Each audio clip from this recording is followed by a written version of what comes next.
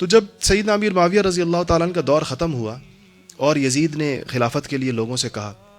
تو یہ پیغام خانوادہ رسول تک بھی پہنچا کہ آپ بیعت کریں، اور اس کی کوئی شہرت اور ریپوٹیشن اچھی نہیں تھی، اور یقیناً جو اس کی شہرت کی بنیاد پر سیدنا حسین رضی اللہ تعالیٰ عنہ اس کو خلافت کا مستحق نہیں سمجھتے تھے یا بیعت کے لیے اس کے لیے تیار نہیں ہوئے۔ ادھر سے لوگوں نے بھی لکھ لکھ کر بھیجنا شروع کر دیا اہل عراق نے کہ جی آپ اس صورتحال میں ہماری نگاہیں آپ کی جانب جاتی ہیں، آپ رسول اللہ کی اولاد ہیں، مسلمانوں کے اجتماعی امور میں آپ سے زیادہ کون ان کا نگہبان ہو سکتا ہے۔ تو خط لکھنے شروع کیے کہ آپ آئیں اور آپ آ کر یہاں اصلاح احوال فرمائیں۔ تو آپ نے اب خود جانے کی بجائے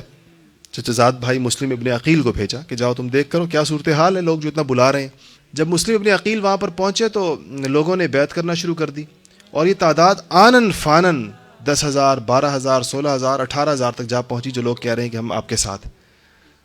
تو جب پتہ چلا ارباب اقتدار کو، انہوں نے لوگ بھیجے کہ جا کر ان لوگوں کو دھمکاؤ، یہ کیوں، یہ کیا کر رہے ہیں۔ تو جب دوسرے لوگ آئے ان کو سمجھانے کے لیے تو بیعت والوں نے ساتھ چھوڑنا شروع کیا، اور جس ہزاروں کی تعداد میں یہ ساتھ ہوئے تھے اسی ہزاروں کی تعداد کے ساتھ یہ واپس ہونا شروع ہو گئے، اور ہوتے ہوتے ہوتے کہتے ہیں کہ صبح سے لے کر شام تک میں ابن عقیل کے ساتھ 30 بندے رہ گئے، اور رات کو وہ 30 بھی نہیں تھے، اکیلے تنہا کھڑے تھے۔ اتنے تنہا تھے کوفہ کے اندر کہ کہتے ہیں رستہ اور گلی بتانے والا کوئی نہیں تھا کہ یہ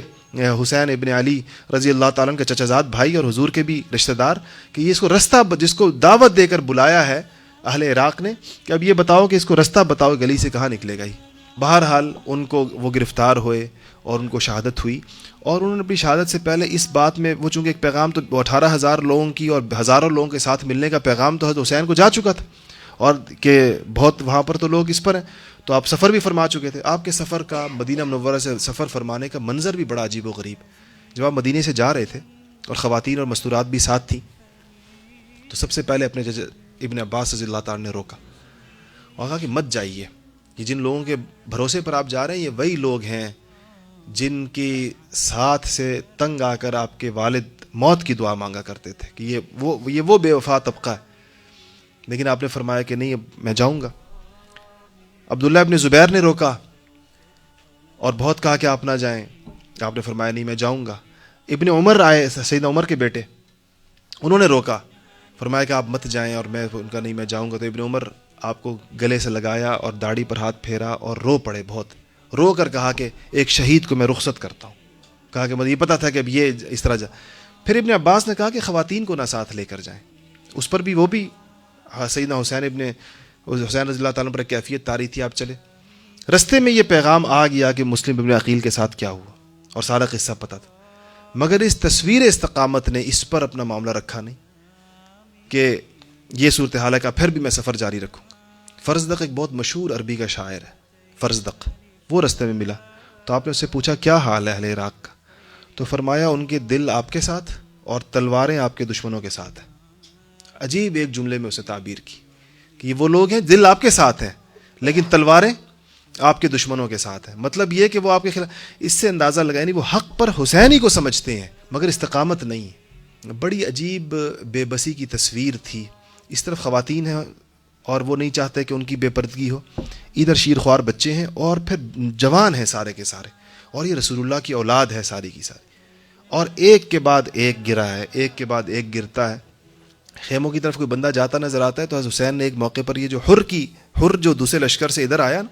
وہ ایک عجیب دہائی دی سیدنا حسین نے کہ آج کوئی نہیں ہے جو رسول اللہ کی اولاد کا ساتھ دے۔ یہ کہا تو اس پر ایک ادھر سے ایک لشکری حر کے نام سے تھا، وہ اٹھا اور اس نے اسی وقت ادھر سے نکل کر ادھر آ گیا، کہا کہ میں آج ادھر اس امید پر آ رہا ہوں کہ شاید بروز قیامت آپ کے نانا کی شفاعت ہو جائے، کی شفاعت نصیب ہو جائے، اس امید پر آج آپ کے ساتھ۔ تو جب وہ ادھر آئے، وہ بھی شہید ہوئے، سیدنا حسین بھی شہید ہوئے، علی اکبر بھی شہید ہوئے۔ میں نے اس عرض کیا کہ 6 بھائی ہیں حسین کے، 2 بیٹے، 3 بھتیجے، حسن کے بیٹے، جعفر طیار کے بیٹے، عقیل کے بیٹے، پوتے، یہ سب اس میں شہید ہوئے، جن 20-22 افراد تو خود خانوادہ رسالت کے لوگ ہیں اور باقی دوسرے ساتھی ساتھ تھے۔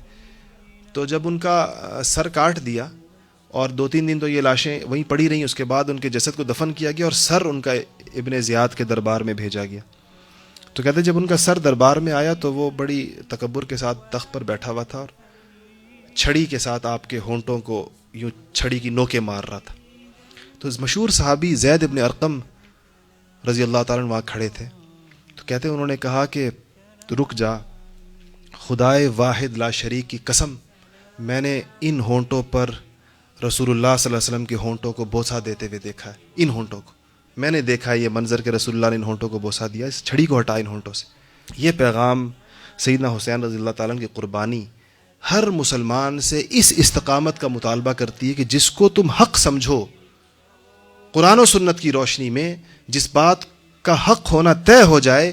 اس کی حمایت اور اس کے ساتھ کھڑے ہونے کے لیے بڑی سے بڑی قربانی سے دریغ نہیں کرنا چاہیے.